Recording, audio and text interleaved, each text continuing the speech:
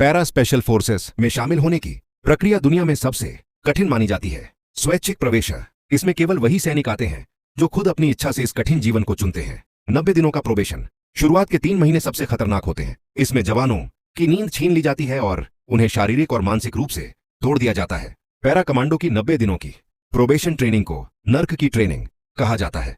इसका उद्देश्य सैनिक को शारीरिक और मानसिक रूप से इस हद तक तोड़ना है कि केवल सबसे मजबूत इच्छा शक्ति वाला व्यक्ति ही टिक सके।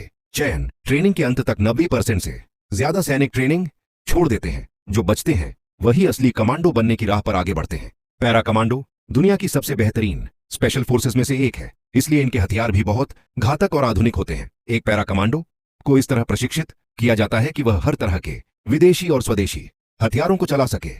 पैरा कमांडो की 1 से 90 दिनों की ट्रेनिंग का पहला चरण, शुरुआती झटका, दिन 1 से 30। यह महीना जवान के शरीर को प्रोबेशन के कठोर अनुशासन में ढालने के लिए होता है। नींद का त्याग, जवानों को मुश्किल से 2 से 3 घंटे सोने दिया जाता है। आधी रात को अचानक जगाकर ठंडे पानी में फेंक देना या लंबी दौड़ पर भेज देना आम बात है। शारीरिक दंड, हर छोटी गलती पर भारी सजा मिलती है, जैसे घंटों तक टैंक पोजीशन बनना या कीचड़ में रेंगना। कंडीशनिंग, रोजाना 20-30 किलोमीटर की दौड़, वह भी 20 किलो वजन और राइफल के साथ। दूसरा चरण है सहन शक्ति की परीक्षा, दिन 31 से 60। इस चरण में दूरी और कठिनाई दोनों बढ़ा दी जाती है। लंबी दूरी की मार्च, अब दौड़ 40 से 60 किलोमीटर तक होती है। इसमें जवान को अकेले नहीं बल्कि अपने घायल साथी नकली पुतला को पीठ पर लादकर दौड़ना पड़ता है।